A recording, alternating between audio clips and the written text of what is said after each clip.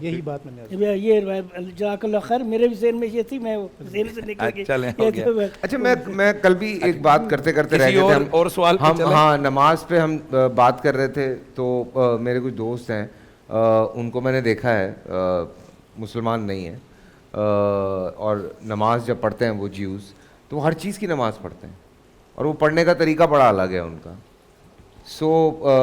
وہ جو ہم نے سن رکھا تھا کہ حضور پاک نے نمازیں کم کروائیں، وہ پورا ایک سسٹم تھا، اس کے حوالے سے اگر کوئی تھوڑی سی ہمیں شواہد مل جائیں تو زیادہ۔ دیکھیے فیصل بھائی، اس میں ایک گزارش تو یہ ہے، ہاں میں ادھر ہی جا رہا ہوں، یہودیوں سے تعلقات ہونا یہ ایک الگ چیز ہے، ان سے دوستی نہیں ہو سکتی، یہ نص قطعی ہے۔ لیکن حضور پاک نے فرمایا تھا کہ آپ اگر سفر پہ ہیں تو آپ یہودی کے گھر کھانا کھا سکتے ہیں۔ وہ کھانا کھانا اور بات ہے، آپ اس کے ساتھ کھانا کھا سکتے ہیں، آپ اس کے ساتھ چل سکتے ہیں، اہل کتاب کے ساتھ رشتے کی بات بھی ہو سکتی ہے۔ یا ایھا الذین آمنوا لا تتخذوا اليہود والنصارى اولیاء بعضهم اولیاء بعض۔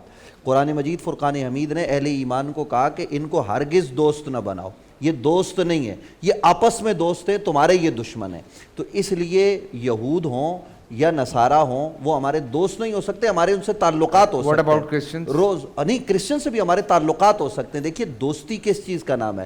دوستی اس چیز کا نام ہے کہ سفر و حضر میں، راز و نیاز میں ہم اسے شریک کرتے ہیں، وہ ہمارے گھر آتے جاتے ہیں۔ یہودی کے ساتھ بیٹھ کے کھانا کھانا، بلکہ کھانا تو ہمارے یہاں یہ مسئلہ بھی ہوا کہ کیا جناب انما المشرکون نجس، قرآن کہتا ہے مشرک نجس ہیں، تو یہ جو ہندو ہیں کیا یہ جب نجس ہیں تو یقینی نجس ہیں، تو ان کے ساتھ بیٹھ کے کھانا کھا سکتے ہیں؟ یہ ایک بہت بڑا مسئلہ مارکا تو لڑا ہوا، تو میں نے اس میں کہا کھانا کھا سکتے ہیں؟ وہ کہنے لگے یہ تو ناپاک ہیں۔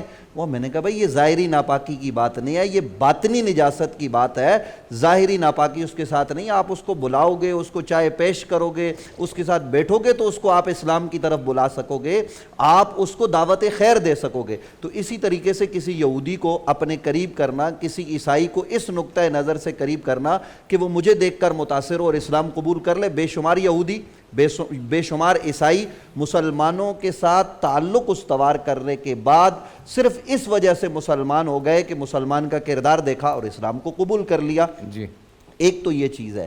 تو دوسرا آپ نے جو سوال کیا وہ کیا تھا؟ میں یہاں پر آپ کے انہوں نے جو گفتگو کی نا اپنے یہود و نصارہ کی ولایت کے حوالے سے، اس میں بریکٹ میں ایک جملے کا اضافہ کروں۔ دیکھیں ہمارے یہاں قرآن کریم کی جب تفسیر بیان کی جاتی ہے نا، تو یہ جو ولایت ہے، یہ ولایت دوستی کے معنی میں نہیں ہے۔ دوستی تو آپ کسی سے بھی کر سکتے ہیں، دوستی کا مطلب ہے تعلق، دوستی کا مطلب ہے آنا جانا، دوستی کا مطلب ہے اپنے مشترکات میں ملنا جلنا، اٹھنا بیٹھنا، ساتھ میں کام کرنا۔ آپ 10 ہندوؤں کے ساتھ، عیسائیوں کے ساتھ، یہودیوں کے ساتھ ایک چھت کے نیچے کام کرتے ہیں، کوئی پوچھتا ہے ساتھ میں آپ چلتے ہیں، کوئی پوچھتا ہے آپ کا یہ کون ہے، آپ کہتے ہیں میرا دوست ہے۔ مراد وہاں پر یہ دوستی نہیں ہے قرآن کریم میں۔ قرآن کریم میں یہ جو اولیاء بعض کا مطلب لیا گیا ہے وہ یہ ہے کہ آپ ان کو اپنا سرپرست نہ بنائیں، آپ ان کو اپنا ولی نہ بنائیں، آپ ان کی حاکمیت کے نیچے نہ چلے جائیں، آپ ان کی ولایت کے چھتری کے نیچے نہ آ جائیں، یعنی ان کو اپنا حاکم بنانے سے اجتناب کریں، ان کی شرائط پر زندگی گزارنے سے اجتناب کریں، ان کے قوانین کے تحت زندگی گزارنے سے اجتناب کریں، یعنی دوسرے لفظوں میں اپنا اختیار ان کے ہاتھ میں کبھی بھی نہ دیں۔